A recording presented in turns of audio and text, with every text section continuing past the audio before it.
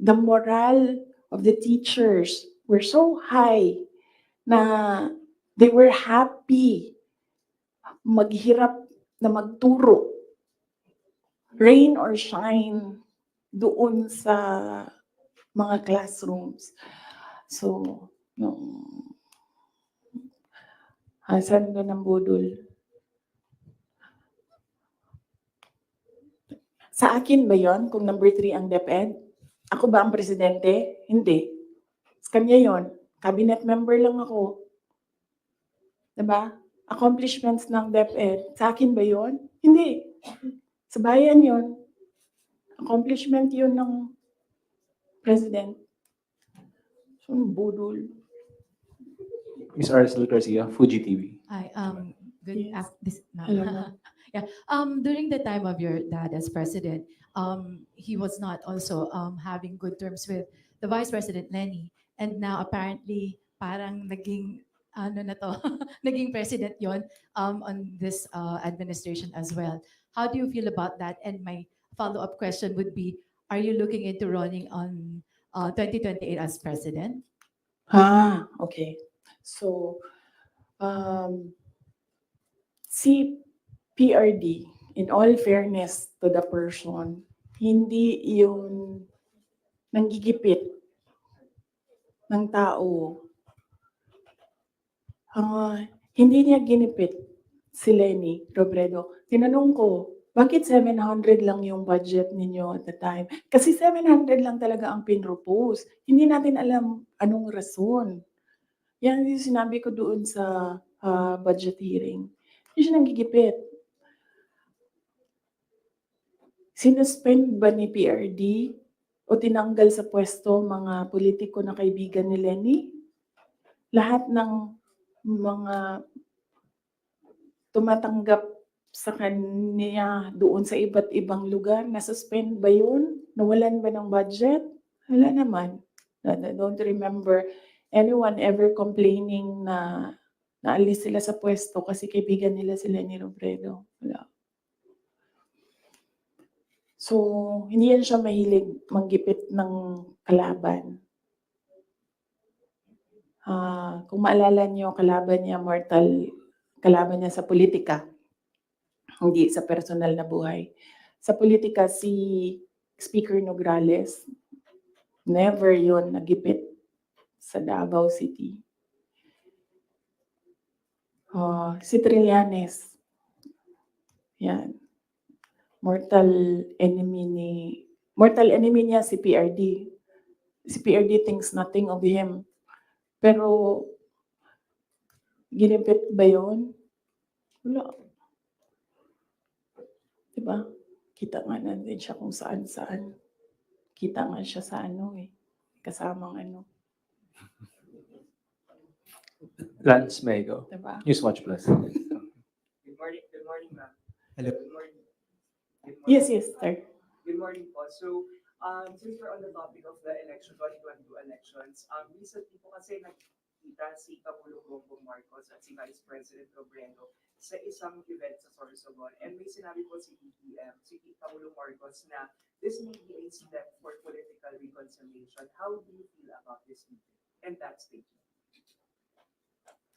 Wait lang ha. And the 2028 question, ma'am. Oo. Sa sunod na lang yan, ma'am. Ano ba yung sinabi ko na date? Kailan nga ba yun? Fourth quarter of 2026.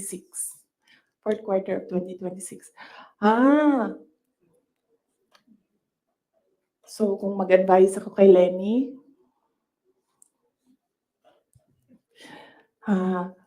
Ma'am Lenny, manood ka ng aking sit down.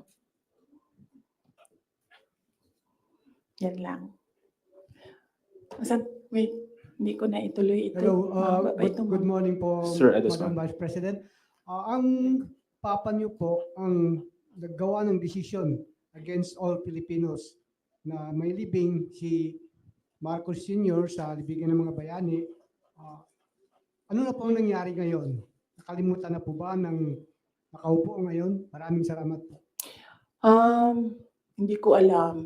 Pero isang beses sinabihan ko talaga si Senator Amy. Sabi ko sa kanya, kung hindi kayo tumigil, huhukayin ko yung tatay ninyo, itatapon ko siya sa West Philippine Sea. Sinabihan ko si Senator Amy, one of these days, pupunta ako dun, kukunin ko yung katawan ng tatay niyo, tapon ko yan dun sa West Philippine Sea. I don't think sumagot siya. Hindi ko maalala. Nandun pa yun sa group chat. Merong mga nakakita. May ibang tao. Pero Senator Amy naman, kilala niyo naman siya, di ba? Diretso yan magsalita. Hindi din yan, hindi siya, she's I believe, a sincere person. Saan na tayo? Yes, sir. Next. Can you substantiate your claim na hindi marunong maging presidente? Presidente na nakaupo kayo.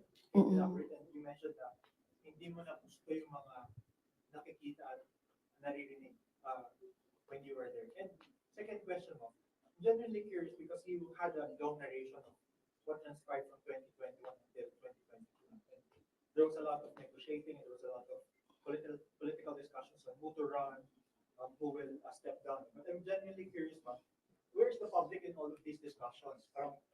Where did you ever discuss policies, platforms? Because it's as if it's political families discussing the future of the country without regard for the public. And you mentioned that the context of all these of this press call is to give justice to the 30 million plus Filipinos who voted for you as president. Yes, oo. Unahin ko muna yung last question.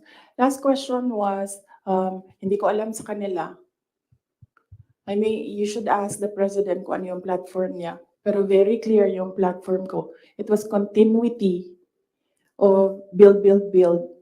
It was mapayapang pamumuhay, edukasyon, at trabaho. Very clear. And when I won, it was still mapayapang pamumuhay and trabaho and edukasyon, all related to security. And noong hindi ko nakuha yung overarching na sector, I focused on education. Siguro yan na rin yung sagot sa unang question mo. Paano ko nasabi na isubstantiate ko yung sinasabi ko? I don't ever remember may platform siya na sinabi kung anong gagawin niya para sa bansang ito. Di niya sinabi ano ang gagawin natin sa food security. Wala siyang sinabi kung anong gagawin natin sa inflation na darating. Kasi alam naman natin na at the time na darating yun eh. Kasi nakikita na, na-forecast na siya. So, yan yung pagsasubstantiate ko sa sinabi mo. I don't ever remember, may plataforma siya. I don't ever remember him discussing kung ano ang gagawin sa problema ngayon.